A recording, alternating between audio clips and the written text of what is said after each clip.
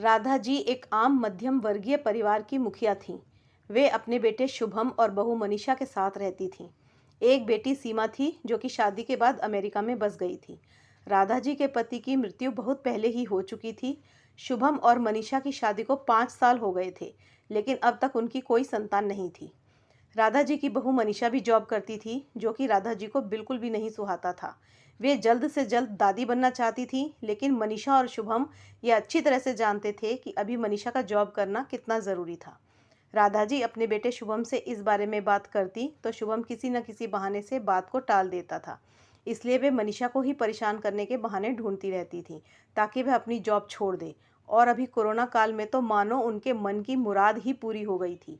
हालांकि वे दिल की बुरी नहीं थी, लेकिन पोते की चाह में वे ना चाहते हुए भी ऐसा कर जाती थी। अपनी हम उम्र सहेलियों को दादी बनते देखकर उनका मन दुखी हो जाता था। उस दिन भी घर में ऐसा ही कुछ हुआ। ऑफिस में काम की वजह से मनीषा देर तक सोती रही और राधा जी को अच्छा खासा मौका मिल गया। ये क्या बहू, अभी तक सो रही हो? पता है सुबह के 10 बज गए हैं। शुभम भी बेचारा कब से उठकर ऑफिस के काम पर लग गया है और तुम होगी अभी तक सोई पड़ी हो। चलो अब उठकर सबके लिए चाय नाश्ता बना लो। मुझसे कुछ हो नहीं पाता है, वरना मैं तो तुम्हारे भरोसे कभी ना रहती, खुद ही सब कर लेती। सॉरी माँ जी, वह देर रात तक काम चलता रहा, इसलिए सुबह सुबह ही सो पाई थी, इसलिए समय का पता ही नहीं चला। आप चलिए, मैं अभी जल्दी से आती हूँ। हाँ हाँ ठीक है, मेरा कुछ नहीं, पर शुभम को देख लो, उसे कुछ चाहिए तो नहीं? कब से उठा है बेचारा। हे भगवान, मुझे जल्दी से ठीक कर दे ताकि मैं ही अपने बेटे का ध्यान रख सकूं। राधा जी ने नाटकीय अंदाज में कहा।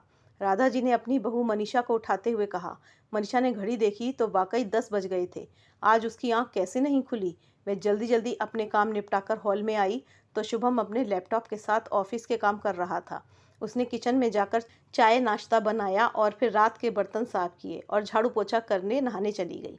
दरअसल कोरोना वायरस की बढ़ती बीमारी की वजह से शहर में पूरी तरह लॉकडाउन किया गया था, इसलिए काम वाली बाई भी नहीं आ रही थी। मनीषा खुद एक इंटरनेशनल कंपनी में काम करती थी। उसका ऑफिस टाइम निश्चित नहीं होता था।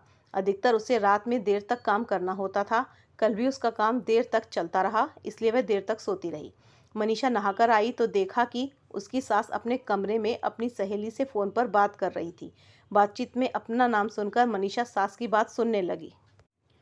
अरे शारदा, तुम भी अपनी बहू को ज़्यादा सिर पर मत बैठाओ।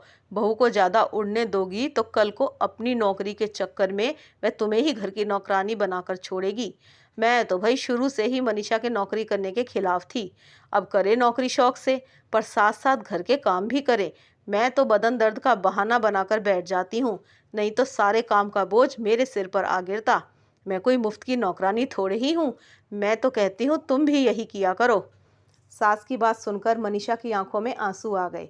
वह जिस सास को बीमार समझकर उनकी दिन रात सेवा करती है, उन्हें एक गिलास पानी तक नहीं उठाने देती, सारा दिन घर का और रात को ऑफिस का काम करके थकान से चूर होकर भी उफ तक नहीं करती, उसका यह फल मिला है उसे।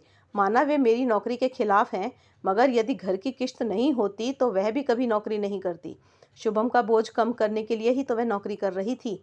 खैर, अभी के मुश्किल समय में वह सास से किसी भी बात पर बहस नहीं करना चाहती थी जिससे घर का माहौल ख़राब हो, इसलिए वह उनकी बात को नज़रअंदाज करके वहाँ से चली गई। लेकिन उसकी नज़रों में राधा जी की इज्जत ज़रूर कम हो गई थी। दूसरे दिन सुबह सुबह राधा जी की बेटी सीमा का अमेरिका से फ़ोन आ गया। सीमा की सास उसके पास अमेरिका आई हुई थी। आदत के अनुसार राधा जी ने जैसे ही सीमा की सास की बुराई करनी चाहिए, वैसे ही सीमा ने उन्हें डपट दिया। माँ, आप बिल्कुल भी माँ जी के बारे में अनाप शनाप नहीं बोलेंगी। पता है आपके चक्कर में आकर मैंने उनके साथ कितना बुरा व्यवहार किया था, लेकिन आज मुझे उनकी कीमत पता चल गई है।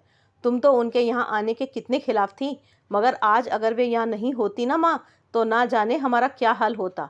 तुम्हें तो पता ही है कि मेरी नौकरी करना कितना ज़रूरी है। कोरोना ने यहाँ भी ऐसा कहर ढाया है कि घर से ही सब करना पड़ रहा है। किट्टू का बेबी केयर सेंटर भी बंद है। मैं और राजेश फुल टाइम बिजी रहते हैं। ऐसे में माँ जी ने अकेले ही किट्टू के साथ साथ पूरे घर का सारा काम संभाला हुआ है। मुझे कुछ भी नहीं करने देती हैं। अगर वे नहीं होती तो माँ हमारा क्या होता, यह सोचकर ही मेरे रोंगटे खड़े हो जाते हैं। सच में माँ, वे कोई साधारण महिला नहीं है, बल्कि मेरे लिए तो देवी के समान है। मेरे इतना अपमान करने के बावजूद। और सीमा रोने लगी। उसने फ़ोन कट कर दिया। सीमा की बात सुनकर राधा जी की भी आंखें भर आईं। उन्हें अपनी भूल का एहसास हो गया था। मनीषा तो वाकई उनका कितना ख्याल रखती है। उनकी कड़वी से कड़वी बात का भी बुरा नहीं मानती है, उल्टे जवाब भी नहीं देती है। वाकई अभी का समय तो एक दूसरे को हौसला देने का है, सारे गिले शिकवे भुलाकर एक दूसरे की मदद करने का है। तो फिर वे स्वार्थ में कैसे अंधी हो गई थी, इतना कैसे गिर गई थी कि ऐसे मुश्किल समय में अपने ही परिवार की सहायता नहीं कर सकती। उन्होंने उसी समय मनीषा को बुलाकर उसके सिर पर प्यार से हाथ फेरते हुए कहा, मनीषा, आज से घर के कामों की आधी जिम्मेदारी मेरी रहेगी। मैंने आज तक तुम्हें जो भी कहा और किया उसके लिए सॉरी। चलो अब तुम जाकर आराम करो, खाना मैं बना लूँगी। इधर सास का बदला हुआ रूप देखकर मनीषा की भी आंखों में खुशी के आंसू आ गए और अपनी सास के प्रति उसके मन में फिर से पहले वाला सम्मान वापस आ गया था। शायद हमारे जीवन में भी मुश्किल समय आता ही है, इसलिए कि हमें एक दूसरे की अहमियत का पता चले। अपनी गलतियों का एहसास होने से और आगे बढ़कर माफ़ी मांगने से वाकई इंसान छोटा नहीं बल्कि बहुत बड़ा हो जाता है, राधा जी की तरह।